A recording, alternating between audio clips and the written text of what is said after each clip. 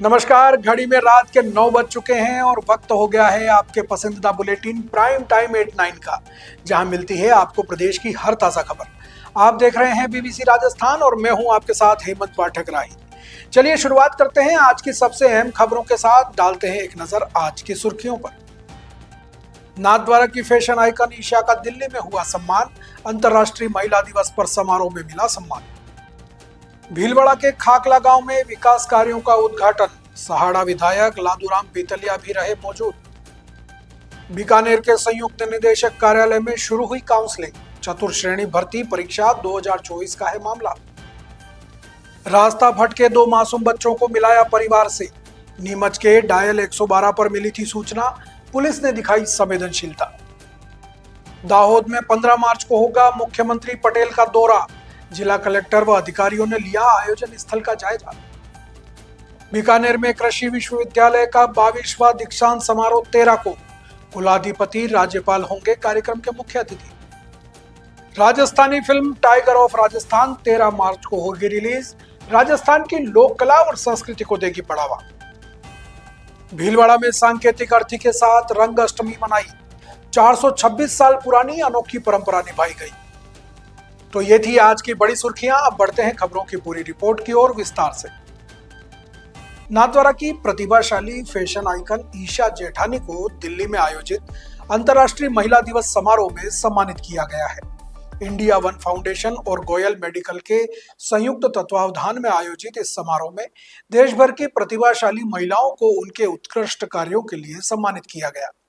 ईशा जेठानी ने फैशन जगत में अपनी अलग पहचान बनाई है और कई प्रतिष्ठित फैशन शो में अपनी प्रतिभा का प्रदर्शन किया है। उनका नाम शिक्षा जगत में भी चर्चा का विषय रहा और उनके कार्यों का उल्लेख प्रतियोगी परीक्षाओं के प्रश्नों में भी हो चुका है। सम्मान प्राप्त करने के बाद ईशा जेठानी ने कहा कि दिल्ली में मेवाड़ की बेटी का सम्मान होना पूरे मेवाड़ के लिए गर्व की बात है। उन्होंने इस उपलब्धि को अपने क्षेत्र और समाज को समर्पित करते हुए सभी का आभार व्यक्त किया। इस अवसर पर उपस्थित अतिथियों ने ईशा जेठानी की उपलब्धियों की सराहना करते हुए कहा कि वे आज की युवा पीढ़ी के लिए प्रेरणा है और अपने कार्यों से लगातार मेवाड़ का नाम देश विदेश में रोशन कर रही है। भीलवाड़ा जिले की सहाड़ा विधानसभा क्षेत्र की खाकला ग्राम पंचायत में विभिन्न विकास कार्यों का उद्घाटन एवं भूमि पूजन कार्यक्रम संपन्न हुआ। कार्यक्रम में सांसद दामोदर अग्रवाल और सहाड़ा विधायक लादूराम पीतलिया सहित कई जनप्रतिनिधि मौजूद रहे। इस दौरान खाकला ग्राम पंचायत के रिनोवेशन कार्य, भील बस्ती ब्राह्मण सराय के सामुदायिक भवन के विस्तार कार्य, लक्ष्मणलाल रेगरे के नौरे से बालूजी प्रजापत के घर तक नाला निर्माण कार्य तथा भील बस्ती ममता नगर के विकास कार्यों का उद्घाटन किया गया। वहीं खाकला अस्पताल को पीएचसी से सीएचसी में क्रमोन्नत करने के लिए नए भवन निर्माण का भूमि पूजन भी किया गया। विधायक लादूलाल पीतलिया ने कहा कि ग्रामीण क्षेत्र के विकास के लिए लगातार कार्य किए जा रहे हैं और खाकला पंचायत में भी आधारभूत सुविधाओं को मजबूत किया जा रहा है। उन्होंने कहा कि स्वास्थ्य, सड़क, नाली और सामुदायिक भवन जैसे कार्यों से क्षेत्रवासियों को सीधा लाभ मिलेगा। इस अवसर पर पूर्व विधायक बालूराम चौधरी, मंडल अध्यक्ष धन सिंह राठौड़, सहाड़ा महामंत्री रामलाल जाट, महामंत्री भगवती लाल स्वर्णकार सहित कई जनप्रतिनिधि और ग्रामीण मौजूद रहे। बीकानेर में चतुर्श्रेणी भर्ती परीक्षा 2024 के लिए संयुक्त निदेशक कार्यालय में काउंसलिंग शुरू हो गई है। संयुक्त निदेशक सुनीता चावला ने बताया कि यह काउंसलिंग चतुर्श्रेणी भर्ती परीक्षा 2024 के लिए हो रही है, जिसमें 16 जनवरी को रिजल्ट आया था। वरीयता सूची में शामिल अभ्यर्थियों की पात्रता जांच और दस्तावेज सत्यापन के लिए यह काउंसलिंग आयोजित की जा रही है। काउंसलिंग 11 मार्च से शुरू हुई है और 11 अप्रैल तक चलेगी। आज लगभग 750 अभ्यर्थियों को बुलाया गया है। इस भर्ती प्रक्रिया में राजस्थान के विभिन्न विभागों में रिक्त क्लास 4 के पदों को भरा जाएगा। चतुर्श्रेणी भर्ती परीक्षा 2024 के लिए ऑनलाइन आवेदन मार्च और अप्रैल के 2025 में लिए गए थे और परीक्षा 19 से 21 सितंबर 2025 तक आयोजित की गई थी। ये काउंसलिंग चतुर्थ श्रेणी भर्ती परीक्षा 2024 के लिए हो रही है और इसमें रिजल्ट इनका आया था 16 जनवरी को और जो वरीयता सूची बनी है उसमें जो अभ्यर्थी हैं वरीयता सूची में उनमें पात्रता की जांच और दस्तावेज सत्यापन के लिए ये काउंसलिंग चलेगी। आज 11 मार्च को ये काउंसलिंग शुरू हुई है और 11 अप्रैल तक ये दस्तावेज सत्यापन की हो चुका आज रोज कितने आदमियों को बुला रहे हैं? लगभग 750। नीमच के थाना सिटी क्षेत्र में हाईवे रोड बोरखेड़ा हाड़ा पेट्रोल पंप पर दो मासूम बच्चे रास्ता भटक गए थे, जिन्हें डायल 112 की टीम के जवानों ने परिजनों से मिलाया। बच्चों का परिजनों से साथ छूट गया था और वे पेट्रोल पंप पर अकेले रह गए थे। मामले की सूचना राज्य स्तरीय police control room dial 112 Bhopal को प्राप्त हुई थी, जिसके बाद तत्काल नीमच सिटी थाना क्षेत्र में तैनात डायल 112 वाहन को मदद के लिए रवाना किया गया।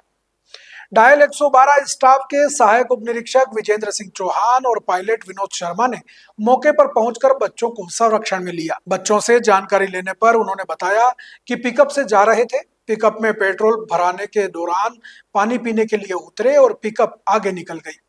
इस दौरान वे वहीं छूट गए। डायल 112 जवानों ने पिकअप के नंबर से संपर्क प्राप्त करके और उसके परिजनों से बात की और उनको थाने बुलाया। डायल 112 स्टाफ बच्चों को एफआरसी वाहन से लेकर थाने पहुंचे, जहां परिजनों के आने के बाद बच्चों की पहचान और सत्यापन कराकर उन्हें परिवार के साथ सुपुर्द कर दिया गया। गुजरात के निकटवर्ती दाहोद जिले में 15 मार्च को मुख्यमंत्री भूपेंद्र पटेल के दौरे के मद्देनजर जिला प्रशासन द्वारा व्यापक तैयारियां की जा रही हैं। इसी सिलसिले में कलेक्टर योगेश निरगुड़े ने कार्यक्रम स्थल का निरीक्षण किया और अधिकारियों को आवश्यक दिशा निर्देश दिए। कलेक्टर निरगुड़े ने कहा कि कार्यक्रम के दौरान नागरिकों को किसी भी प्रकार की असुविधा न हो, इसका विशेष ध्यान रखा जाए। उन्होंने कार्यक्रम स्थल पर स्टेज व्यवस्था, बैठने की व्यवस्था, आने जाने की व्यवस्था, पार्किंग, गर्मी को देखते हुए कूलर, पंखे, पीने के पानी, शौचालय, आपातकालीन चिकित्सा टीम आदि की व्यवस्था सुनिश्चित करने के निर्देश दिए। इस अवसर पर परियोजना विभाग के देवेंद्र मीणा, प्रांत अधिकारी वाघेला, उप पुलिस अधीक्षक पटेल, दाहोद उप वन संरक्षक ब्रजेश चौहान सहित विभिन्न विभागों के सभी अधिकारी मौजूद रहे। मुख्यमंत्री भूपेंद्र पटेल के कार्यक्रम में विभिन्न कार्यों का खातमुहूर्त और लोकार्पण भी किया जाएगा। कलेक्टर निरगुड़े ने अधिकारियों को निर्देश दिए कि वे कार्यक्रम की तैयारियों में कोई कमी न आने दें और सभी व्यवस्थाएं समय पर पूरी करें। बीकानेर में स्वामी केशवानंद राजस्थान कृषि विश्वविद्यालय का 22वां दीक्षांत समारोह 13 मार्च को आयोजित किया जा रहा है। इस संबंध में आयोजित प्रेस वार्ता में विश्वविद्यालय के वाइस प्रेसिडेंट प्रोफेसर राजेंद्र बाबू दुबे ने बताया, मुख्य अतिथि राज्यपाल राजस्थान एवं राजस्थान कृषि विद्यालय के बाबाजी वागड़े होंगे, जबकि विशेष अतिथि के रूप में कानून मंत्री अर्जुन राम मेघवाल और कृषि मंत्री किरोड़ी लाल मीणा भी शामिल होंगे। इस दीक्षांत समारोह में कुल 1694 विद्यार्थियों को उपाधियां प्रदान की जाएंगी, जिनमें कृषि संकाय के 1475 स्नातक के 52 स्नातकोत्तर और 31 पीएचडी विद्यार्थी शामिल हैं। इसके अलावा सामुदायिक विज्ञान महाविद्यालय के 21 स्नातक, 19 स्नातकोत्तर और 6 पीएचडी विद्यार्थियों को भी उपाधि दी जाएगी। IABM के 89 स्नातकोत्तर विद्यार्थी और 1 पीएचडी विद्यार्थी को उपाधि प्रदान की जाएगी। 17 विद्यार्थियों को स्वर्ण पदक और 2 विद्यार्थियों को गुलाद पत्र स्वर्ण पदक से सम्मानित किया जाएगा। स्वर्ण पदक प्राप्त करने वाले स्नातक के 2, स्नातकोत्तर के 14 और पीएचडी विद्या वाचस्पति के 1 विद्यार्थी शामिल हैं। स्नातकोत्तर और स्नातक के एक विद्यार्थी को चांसलर मेडल से भी सम्मानित किया जाएगा। विश्वविद्यालय में रिसर्च पर विशेष ध्यान दिया जा रहा है, जिसमें ड्रोन टेक्नोलॉजी का उपयोग किया जा रहा है। विश्वविद्यालय ने 23 प्रोजेक्ट सबमिट करवाए हैं और पुराने प्रोजेक्ट वापस मिल गए हैं। खजूर पर 2000 का प्रोजेक्ट सिलेक्शन हो गया है, जिसमें वैल्यू एडिशन पर काम किया गया है और किसानों को ट्रेनिंग दी जा रही है। 22वां दीक्षांत समारोह 13 मार्च 2026 को आयोजित किया जा रहा है।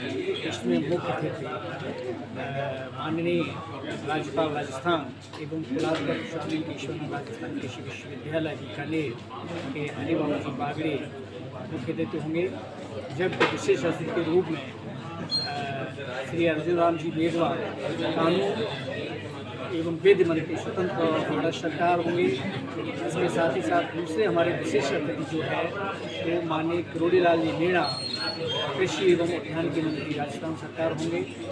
और जो दीक्षांत भाषण होगा उसके लिए मैंने डॉक्टर त्रिलोचन महापात्रा साहब जो फॉर्मर डीजी रहे हैं, वर्तमान में PPBFR के चेयरपर्सन हैं, भारत सरकार कृषि कल्याण मंत्रालय के अंतर्गत आता है। इसके साथ ही साथ हम कुल मिला के 1614 94 विद्यार्थियों को उपाधियां प्रदान करेंगे। इसमें कृषि संकाय के स्नातक के हैं वो 1475 विद्यार्थी हैं, स्नातकोत्तर के जो है 52 विद्यार्थी हैं और विद्या वाचस्पति PhD के 31 विद्यार्थियों को डिग्री प्रदान की जाएगी। इसी के साथ दूसरा हमारा जो महाविद्यालय है सामुदायिक विज्ञान महाविद्यालय, इसके स्नातक 21 विद्यार्थी, स्नातकोत्तर 19 विद्यार्थी और विद्या वाचस्पति के 6 विद्यार्थियों को उपाधि प्रदान की जाएगी। और IABM इसके 89 स्नातकोत्तर विद्यार्थी और 1 PhD विद्यार्थी को उपाधि प्रदान की जाएगी। इसके साथ साथ 17 विद्यार्थियों को स्वर्ण पदक, 2 विद्यार्थियों को कुलाधिपति स्वर्ण पदक से सम्मानित किया जाएगा। स्वर्ण पदक प्राप्त करने वाले स्नातक के 2 और स्नातकोत्तर के 14 एवं PhD विद्या वाचस्पति के 1 विद्यार्थी शामिल। स्नातकोत्तर और स्नातक के एक विद्यार्थी को चांसलर मेडल से सम्मानित किया जाएगा। यूनिवर्सिटी के अंदर रिसर्च पर कितना कार्य हो रहा है, चाहे ड्रोन टेक्नोलॉजी आ चुकी है उसी के अंदर क्षेत्र में क्या रिसर्च में जो ड्रोन के लिए हमने MOU किया भारत ड्रोन से, उसमें हम पायलट तैयार करेंगे, उन ट्रेनिंग देंगे। केवल ये DGCA से परमिशन मिलने की आवश्यकता है और हमारा सारा काम हो चुका है। दूसरा हम जो है हमने 23 प्रोजेक्ट अभी आते ही सबमिट करवाए हैं और जो हमारे पुराने प्रोजेक्ट्स बंद हो गए थे वो वापस हमें मिल गए, सारे सेंक्शन हो चुकी है, वापस शुरू हम कर रहे हैं उनको। और इसके साथ साथ अभी वर्तमान में एक प्रोजेक्ट हमारा खजूर पर 20,80,000 का भी सेंक्शन हो गया है, जिसमें जो विशेष रूप से वैल्यू एडिशन का काम करेगा और किसानों को उसमें वैल्यू एडिशन के संदर्भ में ट्रेनिंग मिलेगी। भीलवाड़ा में शीतला अष्टमी के अवसर पर 426 साल पुरानी परंपरा निभाई गई, जिसमें मुर्दे की सवारी निकाली गई। इस दौरान एक युवक को अर्थी पर लिटाकर ढोल नगाड़ों के साथ शहर में शव यात्रा निकाली, जिसमें लोग गुलाल उड़ाते हुए हंसी मजाक करते हुए शामिल हुए। जुलूस शहर के मुख्य मार्गों से होते हुए बड़े मंदिर तक पहुंचा, जहां अर्थी पर लेटा युवक उठकर खड़ा हो गया और ढोल की धुन पर नाचने लगा। इसके बाद युवक उठकर भाग निकला और प्रतीकात्मक रूप से अर्थी का दाह संस्कार किया गया। लोगों का मानना है कि इस परंपरा को निभाने से समाज में आपसी मतभेद और कड़वाहट दूर होती है तथा सुख समृद्धि की कामना की जाती है। यही कारण है कि शहरवासी इस अनोखे त्योहार को बड़े उत्साह के साथ मनाते हैं। इस परंपरा के दौरान फप्तियों और मजाक का दौर भी चलता है, इसलिए महिलाएं शामिल नहीं होती हैं। यह परंपरा भीलवाड़ा के चित्तौड़ वालों की हवेली से शुरू होती है और बड़े मंदिर तक जाती है। भारत में होली के अवसर पर जगह जगह विभिन्न तरह की परंपराएं निभाई जाती हैं और यह परंपराएं बरसों से चली आ रही हैं। इन परंपराओं और सांस्कृतिक उत्सवों के कारण ही भारत को विविध रंगों का देश कहा जाता है और ये उत्साह और ये उत्सव हमारे जीवन को रंगीन बनाते हैं। Rajasthani film tiger of Rajasthan 13 मार्च से सिनेमा हॉल में प्रदर्शित होने जा रही है। इस फिल्म के प्रमोशन के लिए आए संभागीय आयुक्त विश्राम मीणा ने कहा कि यह फिल्म राजस्थान के लोक कला और संस्कृति को बढ़ावा देने के लिए बनाई गई है। मीणा ने कहा कि वह इस फिल्म को देखने आए हैं क्योंकि ये राजस्थान की कला और संस्कृति को प्रदर्शित करती है। उन्होंने कहा कि फिल्म की कहानी और कैरेक्टर के बारे में उन्हें ज्यादा जानकारी नहीं है, लेकिन वह जानते हैं कि यह फिल्म एक अच्छा संदेश देती है। फिल्म के डायरेक्टर अरविंद कुमार वाघेला ने बताया कि यह फिल्म आनंद पाल की कहानी पर आधारित है, जो एक गैंगस्टर था लेकिन उसने अपनी अच्छाई नहीं छोड़ी। वाघेला ने कहा कि यह फिल्म एक अच्छा संदेश देती है कि अपने एथिक्स को नहीं मारना चाहिए। फिल्म में रंजीत, देवलीना भट्टाचार्य, उपासना सिंह, दीपशिखा नागपाल, राजू श्रेष्ठा जैसे कलाकार हैं। फिल्म का म्यूजिक दिलसेन ने दिया है। यह फिल्म राजस्थान की सबसे महंगी फिल्म बताई जा रही है, जिसकी लागत करीब 2.5 करोड़ रुपए है। किस स्टोरी पर बेस है? कहते हैं आनंद पाल पर ये स्टोरी बनाई गई। सर उनसे इंस्पायर्ड हुआ हूँ। आप किसी से इंस्पायर्ड हो सकते हो, जैसे इंदिरा जी से हुए, मनमोहन सिंह जी से हुए, गांधी जी से हुए। तो मुझे भी एक कैरेक्टर ऐसा लगा कि एक पढ़ा लिखा इंसान वो गलत रास्ते पर जाने के बावजूद भी उन्होंने अपनी अच्छाई नहीं छोड़ी। तो वो है टाइगर ऑफ राजस्थान की स्टोरी। आनंद पाल को तो गैंगस्टर के रूप में देखते हैं, गैंगस्टर पर फिल्म आपने बनाई, क्या कहना चाहेंगे? सर ऐसे देखने जाए तो बहुत सारे कैरेक्टर ऐसे होते हैं जिनकी रास्ते भले बुरे होते हैं लेकिन उनके काम तो अच्छे होते हैं। तो हम उस काम के लिए, इसमें इंस्पायर्ड होने के लिए एक फिल्म बनी जिसके अंदर हम मैसेज डाल रहे हैं कि आपके अपने एथिक्स को मत मारिए। आप जिस पोजीशन में हो, जिस सिचुएशन में हो, आप अपने एथिक्स को मत मारिए। बस ये सब। कास्टिंग में कौन कौन है? कास्टिंग में है रंजीत जी, ग्रेट विलन। उसके अलावा देवलीना भट्टाचार्य, उपासना सिंह, दीपशिखा नागपाल, राजू श्रेष्ठा, उसके अलावा दिलीप सेन म्यूजिक डायरेक्टर, बहुत सारे लोग हैं इसमें। सिनेमाघरों में कब आ रही है ये पिक्चर? ये फिल्म आपके शहर बीकानेर में सिने मैजिक में डेली 12 से 3 13 मार्च 2026 को रिलीज हो रही है।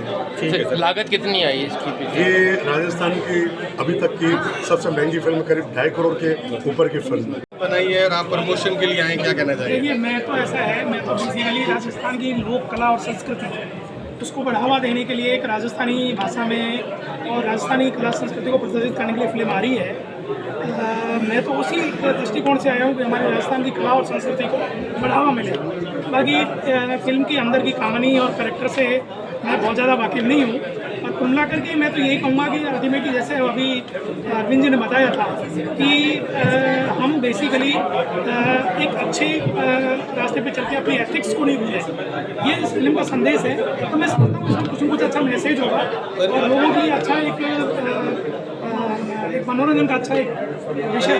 गैंगस्टर से इंस्पायर होकर फिल्म बनाना और उसको समाज में दिखाना अच्छा है। देखिए, मेरी बात सुनो, मैं ये नहीं कहूँगा, मैं तो ये कहूँगा कि चूँकि हमारे बीकानेर और ब्यावर और राजस्थान के कलाकार हैं, उन्होंने कोई फिल्म बनाई है तो उसको बेसिकली एक तरीके से कहते हैं कि उसको प्रमोशन मिले। हम सब मिल करके उसको अगर प्रमोट करेंगे तो राजस्थान की कला संस्कृति को बढ़ावा मिलेगा।